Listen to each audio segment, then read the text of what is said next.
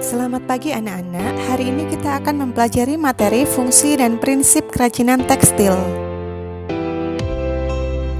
Tujuan produk kerajinan tekstil, fungsi penghias, fungsi benda pakai, fungsi kelengkapan ritual, dan fungsi simbolik. Fungsi penghias, kerajinan yang dibuat semata-mata sebagai hiasan pada suatu benda atau sebagai pajangan suatu ruang dan tidak memiliki makna tertentu selain menghias. Contoh, hiasan dinding teknik batik. Fungsi benda pakai, kerajinan yang dibuat berdasarkan tujuan untuk digunakan sebagai kebutuhan sehari-hari. Contoh, busana, tas, dan aksesoris. Fungsi kelengkapan ritual, kerajinan yang mengandung simbol-simbol tertentu dan berfungsi sebagai benda magic berkaitan dengan kepercayaan dan spiritual. Contoh ulos, kain tenun tersebut yang dikenakan saat upacara pernikahan, pemakaman, dan pesta adat lainnya. Fungsi simbolik, kerajinan tekstil tradisional selain sebagai hiasan juga berfungsi melambangkan hal tertentu yang berhubungan dengan nilai spiritual. Contoh, tenun sindilio yang dibuat dengan motif simbolik sebagai penolak bala. Kerajinan tekstil yang bertujuan sebagai fungsi hias dan fungsi pakai sama-sama memiliki nilai ekonomis. Kerajinan itu sendiri dapat menambah nilai jual suatu produk.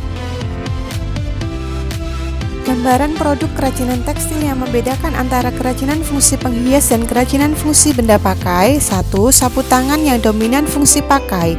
2. Sapu tangan dengan tambahan unsur ornamen tetapi masih dapat digunakan sebagai lap wajah.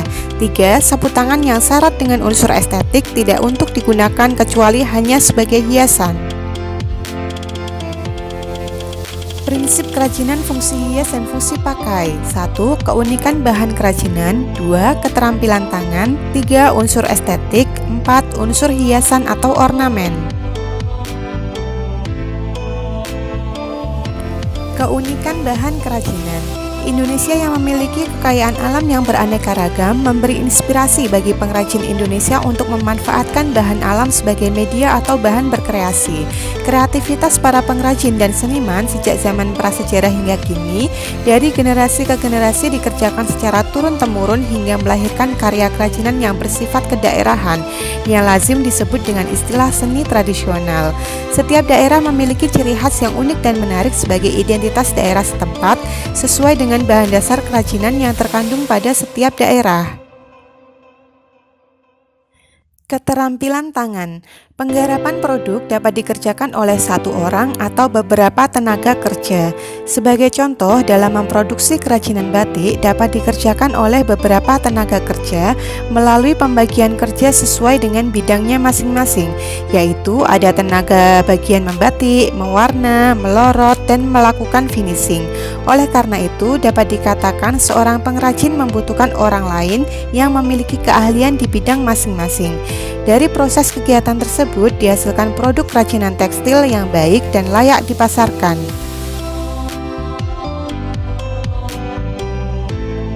Mencanting merupakan unsur keterampilan dalam membatik.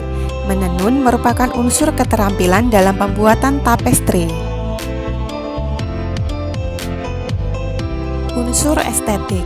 Nilai estetik dalam karya kerajinan fungsi hias dan fungsi pakai dilihat dari aspek bentuk, warna ragam hias, dan komposisi.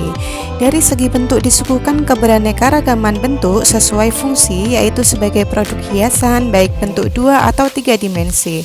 Produk kerajinan tapestri dibentuk berdasarkan pada proporsi, komposisi, keseimbangan, dan kesatuan, irama, serta pusat perhatian, sehingga dihasilkan produk kerajinan yang harmonis. Fungsi warna sebagai penunjang keindahan dan juga sebagai perlambangan. Adanya unsur estetik pada karya kerajinan dapat meningkatkan citra produk kerajinan tersebut. Contoh produk berdasarkan bentuk. Produk 3 dimensi, contoh tas. Produk 2 dimensi, contoh kain. Unsur hiasan atau ornamen. Ragam hias yang ditampilkan pada sebuah produk kerajinan tekstil bertujuan untuk keindahan dan keunikan. Oleh karena itu, produk kerajinan fungsi hias maupun fungsi pakai sama-sama membutuhkan unsur hiasan sebagai sentuhan pada produknya. Untuk kerajinan fungsi hias maupun fungsi pakai, makna keberadaan ragam hias pada produk sama-sama untuk mendekorasi sebuah benda agar terlihat lebih artistik. Dalam penerapan pengaturan posisi dan banyak atau sedikitnya ragam hias pada produksi kerajinan dapat dilakukan dengan menyesuaikan tujuan dan desain yang dibuat. Contoh unsur hiasan permukaan dan tekstur: ragam hias permukaan pada kain teknik sulam, ragam hias permukaan pada kain batik Medan, dan ragam hias struktur teknik rajut. Demikian materi kita hari ini, semoga bermanfaat. Sampai jumpa kembali.